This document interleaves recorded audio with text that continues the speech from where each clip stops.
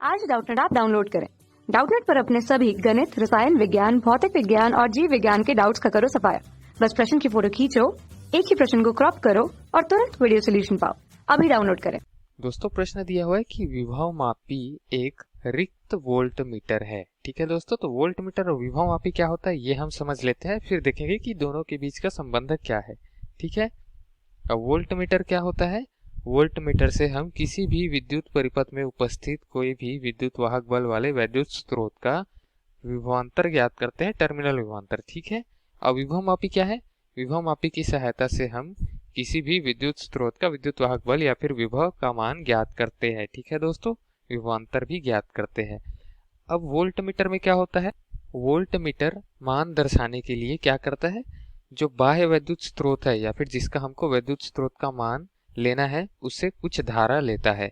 तो इस तरीके से ये आदर्श नहीं है क्योंकि ये वोल्ट का सही पाठ्यांक नहीं दे पाता। ठीक है, ये क्या करता है? अलग मान दर्शाता है, जितना इसने ले लिया धारा उसका मान नहीं दर्शाता।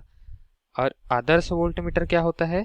आदर्श वोल्टमीटर का प्रतिरोध अनंत होता है, जिससे क्या होता है दोस्तों? अनंत प्रतिरोध होने से इनमें धारा प्रवाहित नहीं होनी चाहिए, और धारा प्रवाहित नहीं होनी चाहिए इस हिसाब से जो हम वैद्युत स्रोत ले रहे हैं उसका सही सही मान हमको मिलना चाहिए।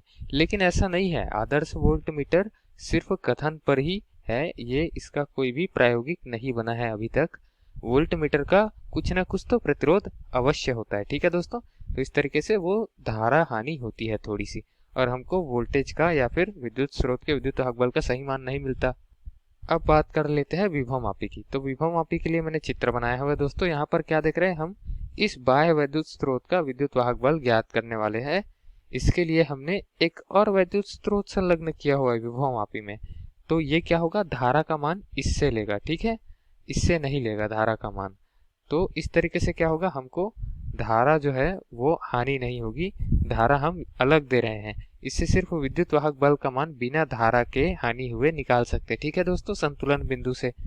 तो विभव मापी क्या है? एक आदर्श वोल्टमीटर है, क्योंकि ये धारा नहीं लेता। हमको वैद्युत स्रोत जिसके लिए मेजरमेंट लेना है या फिर जिसका माप हमको लेना है उससे यह धारा नहीं लेता। ठीक है दोस्तों, तो इस तरीके से हम क्या लिख सकते हैं? यहाँ पर वोल्ट मीटर को कुछ धारा की आवश्यकता होती है जो यह परिपथ से लेकर परिपथ का विभवांतर दर्शाता है, जबकि विभव मापी में अगर हम देखें तो विभव मापी की धारा की आवश्यकता नहीं होती। ठीक है दोस्तों, यहाँ से जो धारा प्रवाहित होगी आई और यहाँ से जो धारा प्रवाहित होगी, दोनों के लिए विभव प्रवणता का मान होगा।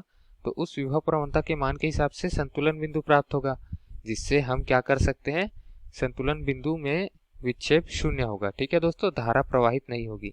तो धारा प्रवाहित नहीं होने से क्या होगा? यहाँ पर का धारा जो प्रवाहित होगा आई का मान यहाँ क्या हो जाएगा? शून्य हो जाएगा। अब धारा शून्य हो जाएगी, इससे क्या है? हम संतुलन बिंदु ज्ञात कर सकते हैं और तुलनात्मक विभवांतर का क्या कर सकते हैं? हम यहाँ पर जो लंबाई का अनुपात लेंगे और तुलनात्मक विभवांतर का अनुपात लेंगे, विभव प्रवणता के मान के सहारे हम यहाँ का विद्युत वाहक बल ज्ञात कर सकते हैं। ठीक है दोस्तों, तो इस तरीके से विभव मापी एक आदर्श वोल्ट मीटर है। तो दिए गए प्रश्न के लिए ये हमारा उत्तर था। धन्यवाद। कक्षा 6 से 12वीं से लेकर नीट, IIT, JEE वो एडवांस के लेवल तक 1 करोड़ से ज्यादा छात्रों का भरोसा। आज ही डाउनलोड करें डाउटनेट ऐप या व्हाट्सएप करें अपने सारे डाउट्स 8400 400 400 पर।